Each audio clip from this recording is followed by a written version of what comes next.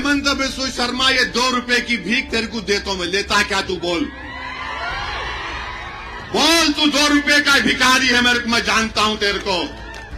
तू सिर्फ इतना कम आदमी है, इतना छोटा आदमी है कि गरीब जो ऑटो चलाता 5 रुपए 4 रुपए ले कहां लेता? बोल, देता हूं आके तेरे को, डालूं तेरे अकाउंट में, डाल दूं ये 2 रुपये को।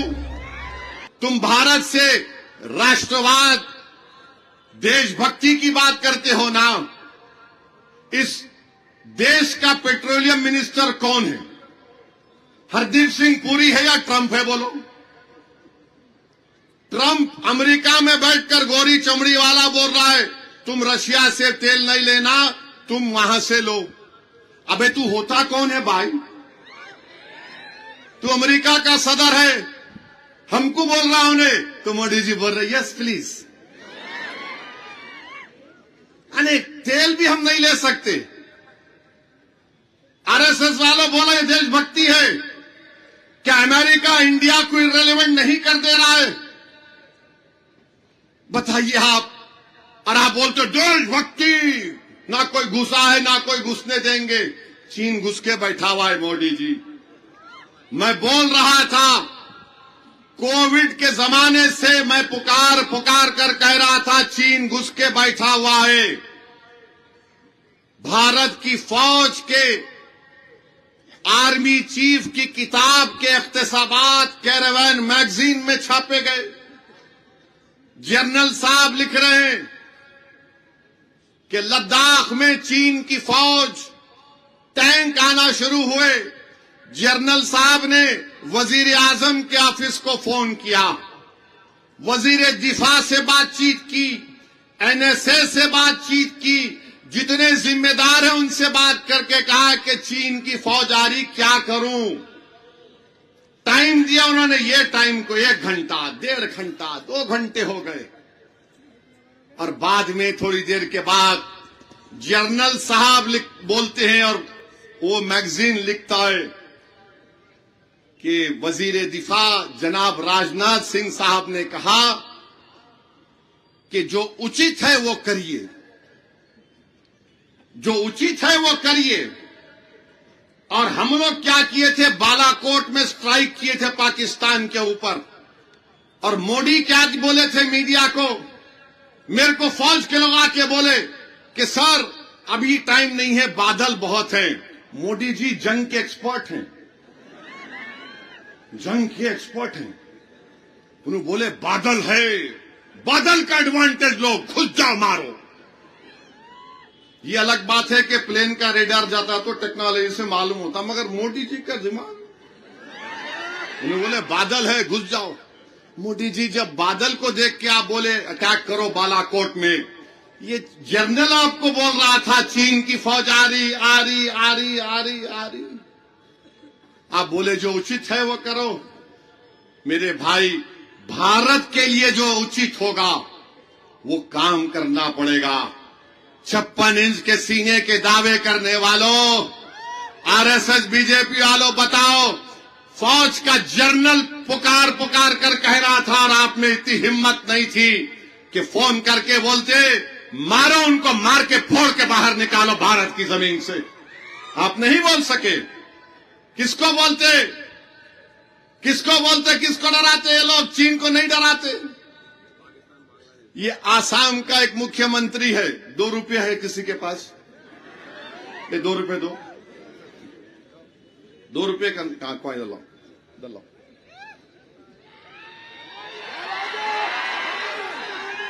ये 2 रुपये है। आसाम का चीफ मिनिस्टर बोल रहा है कि अगर वहां के मियां मुसलमान ऑटो में किसी को बिठा कर लेकर गए, 5 रुपये अगर ऑटो का किराया तो 4 रुपये दो। हेमंत बिस्व शर्मा, ये 2 रुपये की भीख तेरे को देता हूं मैं, लेता क्या तू? बोल बोल, तू 2 रुपये का भिखारी है, मेरे को, मैं जानता हूं तेरे को। तू सिर्फ इतना कम आदमी है, इतना छोटा आदमी है कि गरीब जो ऑटो चलाता 5 रुपये 4 रुपये ले कहां लेता? बोल, देता हूं आके तेरे को, डालूं तेरे अकाउंट में, डाल दूं ये 2 रुपये को। बताइए आप, क्या है ये? भारत के आईन पर कसम खाते हम तमाम लोग वो आइन बोलता है कि सब बराबर हैं, कोई भेदभाव नहीं करना चाहिए, मुख्यमंत्री हो, किसी को भी प्राइम मिनिस्टर हो। मगर बोलता नहीं, मियां होंगे तो ऐसा करेंगे, वोट डालना है तो बांग्लादेश में जाके वोट डालो, आसाम में तरकारी की कीमत बढ़ गई तो मियां जिम्मेदार है। अरे क्या है ये, तुम क्या करना चाहते हो?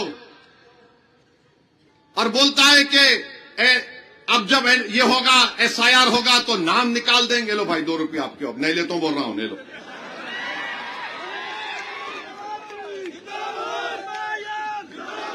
आप बताइए क्या हाल है? तो मेरे अजीज दोस्तों और बुजुर्गों, बोलना तो बहुत चाहता हूं, मगर निजामाबाद भी जाना है। आखिरी बात बोल के जा रहा हूं, मजलिस का चेयरमैन बनना जरूरी है। क्यों?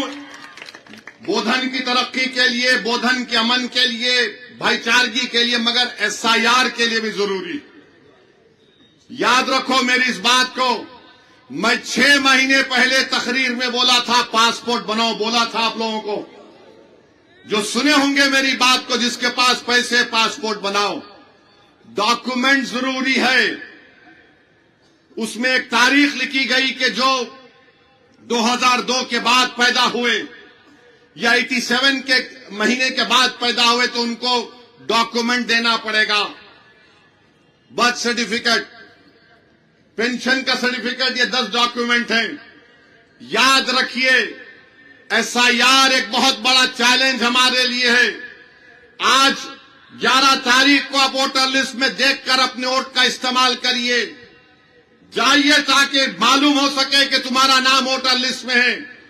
2002 की वोटर लिस्ट इंशाअल्लाह ताला मजलिस फराहम करेगी आपको, मैपिंग होगी, BLOs आएंगे। तो आपका काम यह है कि 2002 की वोटर लिस्ट में आपके अब्बा का या आपके दादा का या जो बुजुर्ग का नाम है वो निकाल कर रखें। वो अगर अल्हम्दुलिल्लाह बखेद हयात है, उनका नाम डालना, उसका नाम लेकर उनकी औलाद का नाम डालना, कोई नाम मिस नहीं होना। ये जिम्मेदारी सबकी है। SIR, मैंने पार्लियामेंट में खड़े होकर कहा यह गैर कानूनी है, मगर सुप्रीम कोर्ट में मामला चल रहा है। तो SIR के लिए जरूरी है कि डॉक्यूमेंट्स की जरूरत पड़ेगी। और बीजेपी उत्तर प्रदेश में फॉर्म 7 डालकर मुस्लिम अकलियत के नामों को डिलीट कराना चाहती है।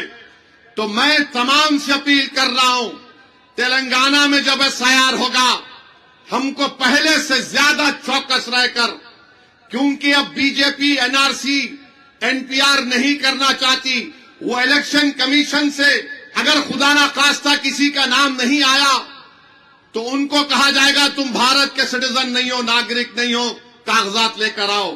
तो वो वक्त आने से पहले हमको चौकस रहकर, मुत्तहिदा रहकर अपने काम को करना है। मैं तमाम मस्जिद के जिम्मेदारों से ये अपील कर रहा हूं पूरे तेलंगाना के कि वो हर जुमे के खुतबे से पहले 3-4 मिनट SIR पर लोगों को बाखबर कराएं। याद रखो, अगर नाम नहीं आएगा खुदा ना खास्ता तो कल ये लोग बोलेंगे ये लोग भारत के शहरी नहीं है। अगर आपको मेरी बात का यकीन नहीं हो रहा तो गूगल करके देखो, गोवा का एक एक्स साबिका मेंबर ऑफ पार्लियामेंट है, उसको नोटिस आ गई, तुम क्या भारत के शहरी हो बताओ। तो ये बहुत जरूरी है। परेशान होकर फिक्र करके खाली बैठना नहीं है, हरकत करना है। मजलिस भी आपकी रहबरी करेगी। हम सबको मिलकर ये कोशिश करना है कि एक एक शख्स का जेन्युइन नाम वोटर लिस्ट में SIR में आए। सुप्रीम कोर्ट क्या फैसला देगा मेरे को पता नहीं है, मगर हमारी जिम्मेदारी है कि इस इलेक्शन में वोट डालिए, ताकि वो भी एक सबूत आपका रहेगा कि हमने वोट डाला। और जब SIR शुरू होगा तो मैपिंग सही तरीके से होनी चाहिए, डॉक्यूमेंटेशन हमको तैयार करना है तो तैयार किया जाएगा।